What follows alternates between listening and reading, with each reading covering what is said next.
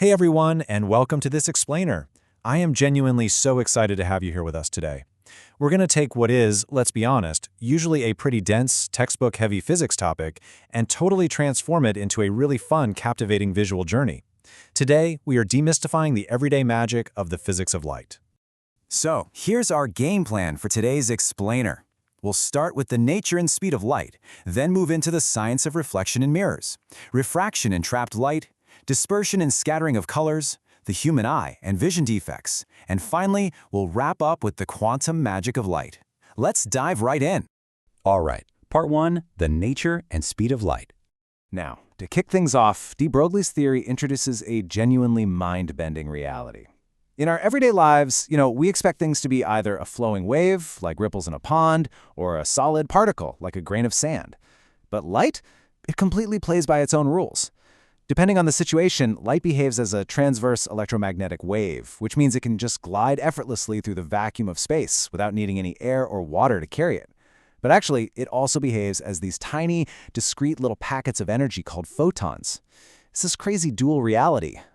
And then there's this massive number, 3 × 10⁸ meters per second. That is the literal blistering speed of light in a vacuum.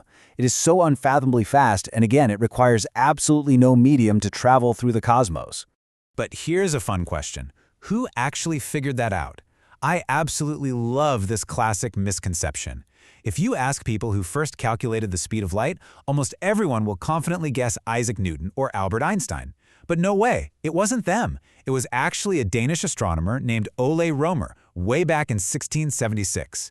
By just meticulously observing the eclipses of Jupiter's moons, he proved once and for all that light's speed is not infinite. It literally takes time to travel. Moving right along to section 2, the science of reflection and mirrors. So think about the flat plane mirror you've got in your bedroom or bathroom. It creates what physicists call a virtual indirect image. Now, here is a brilliant little geometry problem that honestly stumps even seasoned physicists. If you are exactly 6 feet tall, what is the absolute minimum height your plane mirror has to be so you can see your full reflection from head to toe? Well, it turns out the answer is exactly half your height. So for a 6-foot person, you only need a 3-foot mirror. Why? Because the angle of incidence exactly equals the angle of reflection. The light bouncing off your feet hits the mirror halfway down your body just to bounce back up to your eyes. Anything larger than half your height is, quite literally, just wasted glass. And this gets even cooler when we start curving those mirrors. Spherical mirrors change the whole shebang. A concave mirror, one that caves inward, converges light to a really powerful single point. That's exactly why dentists use them to see tiny details in your teeth, or why car headlights use them to shoot a focused beam of light straight down the dark road. On the flip side, a convex mirror bulges outward and diverges the light. This gives you a much smaller virtual image, but it vastly widens your overall field of view. That makes it the absolute perfect choice for your car's side mirrors, when you really need to see all that traffic spreading out behind you. Okay, section 3, refraction and trapped light. So what happens when light has to push through something really dense? Say a diamond, which boasts a remarkably high refractive index of 2.42. Well, it goes off its straight path. It bends, it slows down significantly, and its wavelength changes. We call this refraction. But here is the golden rule you have to remember. Its frequency is incredibly stubborn. No matter what medium light forces its way into, its frequency never, ever changes. Now, if light bends heavily inside a dense medium and hits the edge at this extreme angle, it actually gets completely trapped inside. This is known as total internal reflection, or TIR. Here is a super handy mnemonic to remember the real-world applications of this. MODE. M is for mirages, that fake water illusion in the desert. O is for optical fibers. D is for a diamond's brilliant trapped sparkle. And E is for endoscopy and medical imaging. Optical fibers are especially incredible, pioneered by the father of fiber optics, Narinder Singh Kapani. This trapped light is literally what allows us to use high-speed internet without losing data over thousands of miles. It's a total game changer. Let's brighten things up a bit with section 4, dispersion and scattering of colors. You know when white light passes through a prism and explodes into that gorgeous VibJor spectrum of 7 colors? Well, you might wonder which color bends the most. You just need to remember the word RAM. Red has an ample or really long wavelength, which causes minimum deviation. Basically, red bends the least. On the complete opposite end of the spectrum, violet has the shortest wavelength and therefore deviates or bends the absolute most out of all of them. Which naturally brings us to that ultimate childhood question, right? Why on earth is the sky blue? To really understand this, we have to talk about Rayleigh scattering. It all depends heavily on the tiny, microscopic dust and gas particles floating all around in our Earth's atmosphere. Think about it this way. This is the best visual analogy. Imagine red light is this massive, heavy semi-truck. Because it has such a long wavelength, it just plows straight through those tiny atmospheric particles without being knocked off course at all. That is exactly why danger signals are always red. They cut right through the air to reach your eyes. Blue light, however, is more like a tiny little bicycle.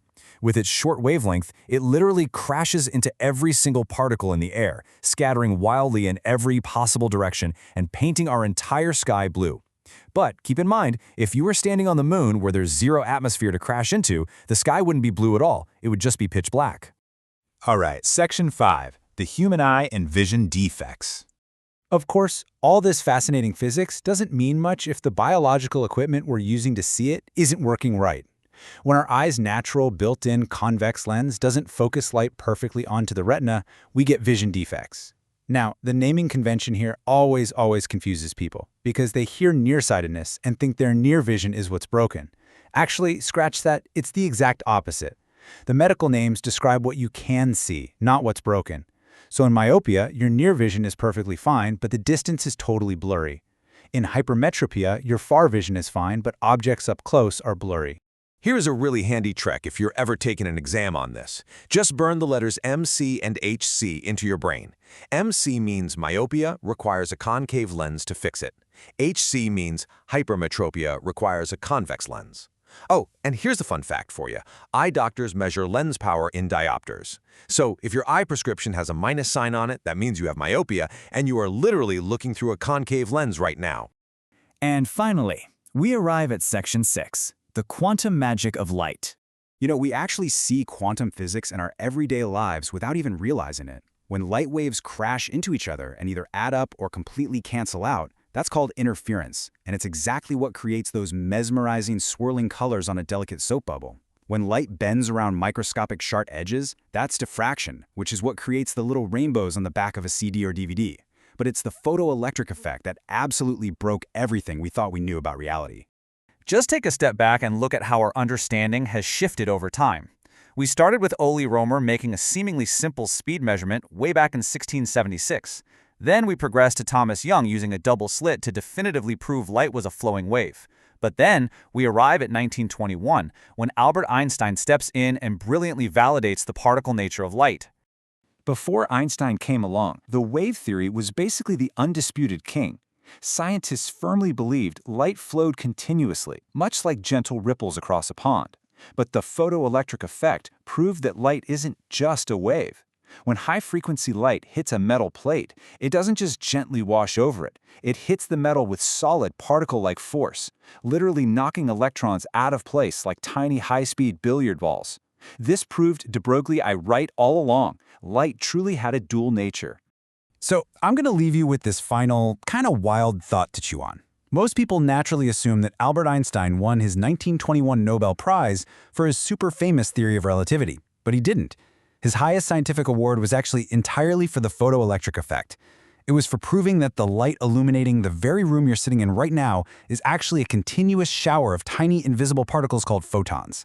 If light can be both a wave and a particle at the exact same time, what other seemingly impossible dualities are hiding in the fabric of our universe? Thank you so much for joining me on this explainer, and hey, keep exploring the everyday magic around you.